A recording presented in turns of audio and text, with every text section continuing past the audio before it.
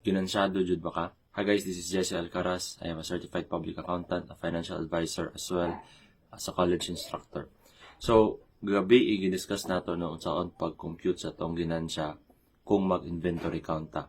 However, it is not really practical nga everyday ta mag-inventory count. Kakapura ng masigitag ihap-ihap og stocks no kung pila na nabili and kung pila na nahalit. That is why naatay isa ka paagi to determine pila ang ato ang gross profit on a daily basis by means of a gross profit rate. So, hopefully by now, nakabalo na ta unsay kalahian sa selling price, sa cost, as well as the gross profit. So, the gross profit is the difference between the halin nato based on the selling price and the halin nato based on cost. So, once na tayo gross profit, we can now determine what we call the gross profit rate.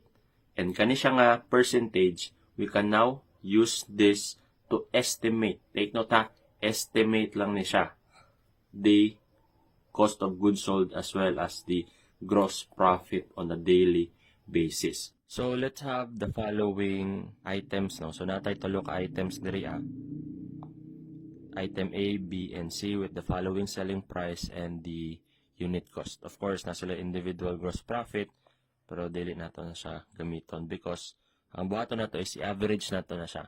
Because in reality, tagsa lang man jud ang mga tindahan niya, isa lang kabuok item. The total selling price is 60, the total unit cost is 42. So giada na sila no, tulo.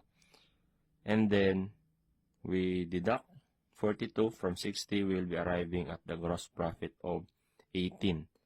So kaning 18 is the gross profit for the 3 items. Kumbaga, average na ni siya, no? And right now, kailangan nato siya i-compute ang gross profit rate. So, saan pag-compute sa gross profit rate? So, gross profit divided by the selling price. 18 divided by 60. The answer to this one is 30%, or kung sa decimal pa, 0.30.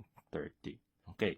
Now, assuming nga naatay sales nga 15,000, so, saan na to pag-determine sa ito ang gross profit? Dali lang.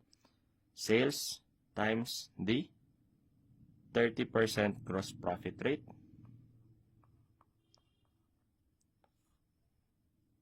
Answer is 4,500. So, mao na ni siya ang atong estimated gross profit. So, yan na lang siya kadali. And since nakuha naman nato ang estimated gross profit, we can also determine pila ang atong estimated cost of goods sold.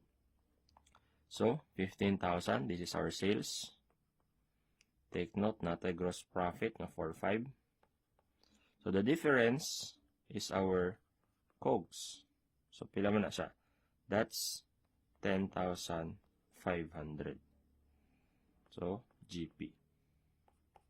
So, yan na lang siya kasimple no on how to use gross profit to estimate our gross profit as well as the cost of goods sold on a daily basis. So, be reminded, nga katong ipakita na ko sa inyo ang process is only an estimate.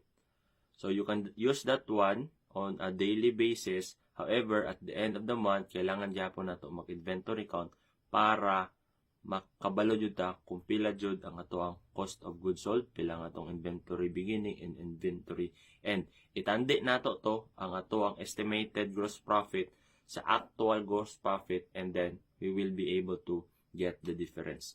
But at the very least, on the daily basis, naa na tay idea whether or not ginansyado ta o dili. So, kana lang for this evening. Thank you so much. And if you have questions, feel free to comment it down sa baba.